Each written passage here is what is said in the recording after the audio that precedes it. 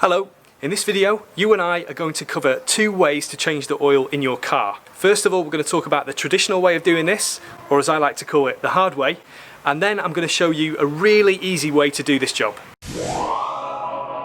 If you're watching this video, then that probably means that you understand already how important oil changes are, but they really are one of the best things that you can do to prolong the life of your engine and therefore your car. Of course, any garage or mechanic can do an oil change for you, but there are a couple of advantages to doing this yourself. First of all, you can save quite a lot of money on the labour charges. You can do this job easily yourself and save some cash. Another advantage is that you know exactly what oil is going into your car.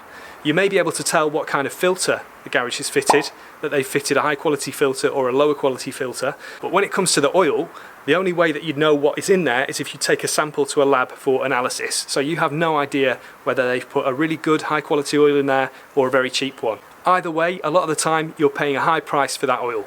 To begin with, let's talk about the traditional way to do an oil change. If you've got a normal car and not a monster truck, then there's no way you're going to be able to get in there and do an oil change without jacking it up. Now, I watched a video today from Scotty Kilmer. So he's a great guy, he's got an amazing channel. You're a top bloke, Scotty. But I disagree with him. I watched a video about oil changes today. It's got nearly 2 million views. He jacked up a car, went under there, and he was working underneath a hydraulic jack without axle stands, and he told people, he said, you don't need to use axle stands. If it drops, it's going to hit the tyres, you'll be okay. I disagree there, Scotty. If you're under a car like this and it drops, you could do some serious damage. In fact, if you read the comments below that video, there's a guy who was an experienced mechanic working under a car on a hydraulic jack. The jack gave way and it broke both his forearms. So a relatively lucky escape there. It could have been a lot worse. In my opinion, you should never work under a car supported by only a jack. There are alternatives. You can use a ramp, or you can drive the car up onto a curb, and that gives you room to get underneath. But the problem with that is the sump isn't level, and therefore you're going to have a fair bit of oil left over when you're doing the oil change. I've done quite a few oil changes in my time, and whenever you remove the drain plug, it's virtually impossible for the oil not to shoot up your hand and your arm. A lot of the time it ends up down at your elbow. So that's something that I really don't like. When I was a teenager, you know, I thought it was quite macho getting covered in oil. I used to quite enjoy it, but nowadays I'd rather avoid it. One last thing to think about when you're doing this the traditional way is that the drain plug has a copper washer, and unless you replace that, you risk a leak. There is a workaround to that. You can heat up the copper washer until it's cherry red, and then you either let it cool down in the air or you can quench it in water, and that softens it, and then as you tighten that down, it'll compress and it probably won't leak. But using the method that I'm about to show you, you don't need to think about any of this stuff because there's a much better way of doing this job.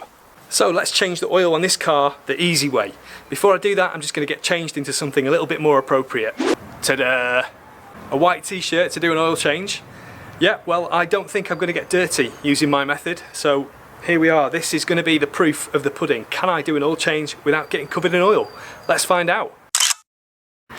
Easy oil change. Step 1. We're just going to turn on the engine and run the engine in idle for about 5 minutes. This will warm up the oil and make it less viscous, which will help us later on in the job. Step 2 is to extract the oil, and to do that we've got a little secret weapon. This is a small hand-operated oil extractor pump. So all we need to do is remove the dipstick, put this small diameter tube down into the hole where the dipstick comes from. We will then operate the pump, and that will suck out the oil and squirt it out of this tube into a container. Okay, so I feed the small diameter pipe down into where the dipstick lives. There we go. You can feel some resistance at the bottom of the sump there. And then you put this in your container and pump out the old oil.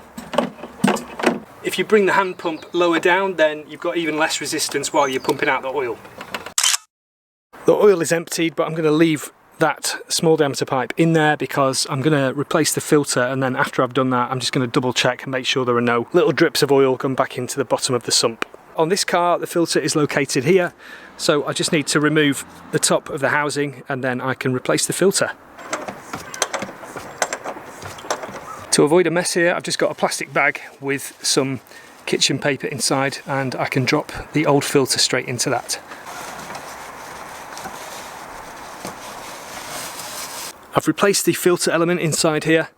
That also comes with some new O-rings, so I of course replaced the O-rings as well. I lubed all those up with some nice new clean oil, and I poured some new oil into the filter element so that that's kind of nice and wet before I put the top back on there. The top on this is torqued to 25 Newton meters, which is written on the top. Your car may have an external oil filter, the ones with a metal body, and if that is the case, when you're putting them back on, if you just put some new oil on the seal, tighten that down until you feel the seal touch where it's going to be engaging. As soon as it touches, give it 3/4 of a turn, which is basically hand tight. That'll be fine, it won't leak, and it means you can get it off next time quite easily.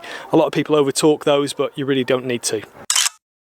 It's then time to fill up the oil to the required level. You can find out how much oil your car needs in the owner's manual, or if you do a quick Google search, that'll tell you too. Here's a little tip for you. If you pour in your oil like that, it tends to glug and you can get drops and spillages more easily. But if you pour in the oil like this, with the container sideways, then as the oil comes out, air is being replaced and it's not bubbling through the oil. So you get less spillage. Once you've added the correct amount of oil, replace your oil fill cap, run the engine for a couple of minutes and then turn it off and let it sit for about 10 minutes so that all the oil drops down into the sump. That'll also have got rid of any airlocks or air bubbles inside the filter, etc., and that'll give you the correct level. Measure the level, add some oil if you need to. If you've accidentally overfilled it, then you can use your pump to extract a little bit of oil, and there you go, that's the job done. The very last step is to get rid of your old oil and filter responsibly. You can do this by taking it to your local recycling centre, or often a lot of the places that sell new oil will also accept old used oil. We've only got one planet, guys, so let's look after it. There we are then. I believe that that is the easy way to do an oil change on a car. I used to do it the other way, I did that for years, but there's no way I would go back to doing that now that I've discovered doing it this way. I think it's a lot easier. We used one of these little tiny pumps here. They're about $20. You'll find a link in the description of this video. For about twice the price of this, you can get a larger version that also accepts the used oil. So as you pump, the oil gets sucked into the container. They're super convenient as well, so if you've got the room for one of those in your garage, that might be a better option for you.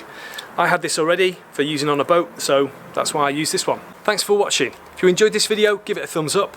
If you didn't enjoy it, give it a thumbs down, that's okay. But tell me in a comment why you gave it a thumbs down, and then I'll know what to improve in the future. If you check out the description of this video, you'll find links to the tools that I mentioned, and you'll also find links to share. So if you know somebody who might appreciate this video, then share it with them and help spread the word about this easy way to do an oil change. I make helpful videos on random subjects, so before you leave, check out my YouTube channel, and if you like what you see there, smash that subscribe button. If you tick on the bell, you'll get a notification every time I release a new video. That's it then, I'll see you in the next video, and until then, don't forget, love life. I almost forgot, check out my white t-shirt.